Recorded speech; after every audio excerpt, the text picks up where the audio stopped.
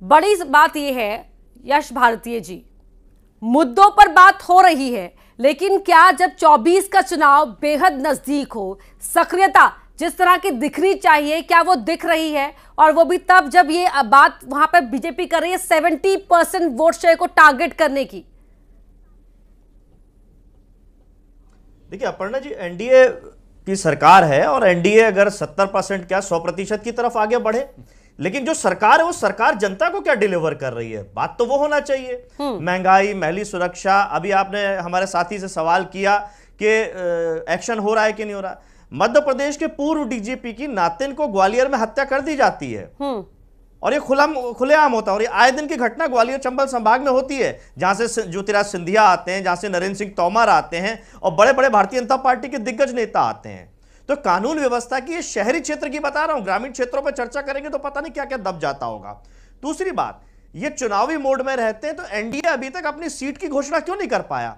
कौन कहां से कौन चुनाव लड़ने वाला है ये घोषणा क्यों नहीं कर पाया? दूसरे सहयोगी पार्टी को कितनी सीट दे रहे हैं? मध्य प्रदेश में जनता दल यूनाइटेड नीतीश कुमार जी को कितनी सीट देने वाले, घोषणा कर दीजिए। उत्तर प्रदेश में कितनी देने वाले, घोषणा कर दीजिए। तो सहयोगियों से कोई बातचीत तो कर नहीं रही, तो अपनी अपनी बात चला रहे हैं। जिस तरीके सवाल इंडिया गठबंधन से या घटक दलों से होते हैं, वैसे ही एनडीए से भी सवाल और भारतीय जनता पार्टी से सवाल, और इनको जवाब देने चाहिए। और मैं तो लगातार एक ही बात कहता हूं, राजनीतिक दल कोई भी हो, हम हो या कोई और हो, सत्ता से सवाल करेगा और सत्ता को जवाब देना चाहिए, काम करना चाहिए, कार्रवाई करनी चाहिए। सवाल आपने कर लिए हैं, लेकिन अब मेरे मुद्दे पर आ जाइए। भारतीय जनता पार्टी की मध्य प्रदेश की सरकार, मैंने इसलिए नहीं रोका आपको, नहीं, अब मेरा भी जो हम लोग डिस्कशन कर रहे हैं ना जिस टॉपिक पर, उस टॉपिक को भी हम ले आते हैं ना, बीच में सेंटर ऑफ अट्रैक्शन बना देते हैं कि 24 का प्लान है, एनडीए क्या कर रही है क्या नहीं कर रही है। जीत तो आपका भी लक्ष्य होगा ना, आप लोग क्या कर रहे हैं?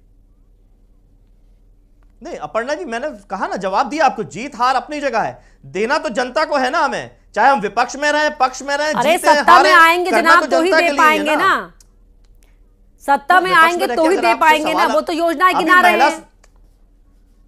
नहीं अपर्णा जी, अगर महिला सुरक्षा की हम बात कर रहे हैं तो हम विपक्ष में रह करके चुनाव हार के भी तो आवाज उठा रहे हैं ना। जवाब तो इनको आवाज तो विपक्ष का काम ही होता है, आवाज उठाना। सही कर रहे हैं, मगर आप आवाज उठा रहे हैं तो।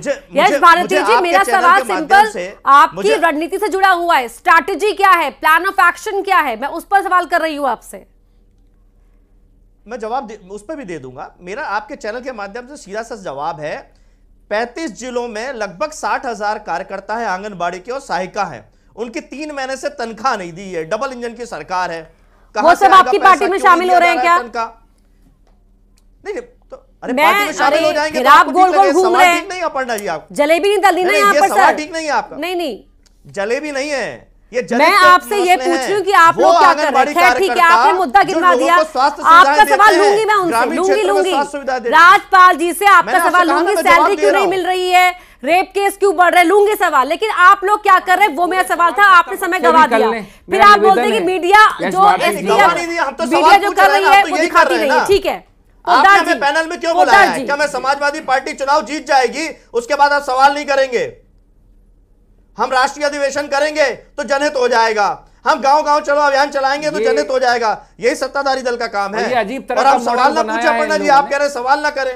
इन्होंने मैंने ये नहीं किया, कहा सर कि सवाल ना पूछे, मैंने कहा सैलरी नहीं मिली 3 महीने से, मैं पूछूंगी, लेकिन ठीक है, लेकिन नहीं मिला था उसके लिए। अरे आप क्या करने वाले वही नहीं बता रहे आप मुझे। ठीक है, भारत माता की जय। पूरी बहस आपके इर्द गिर्द नहीं घूमेगी ना, और भी मेहमान है मेरे साथ, लेकिन और भी मेहमान है सर। यश भारती जी रुक जाइए, सवाल भी ना करें।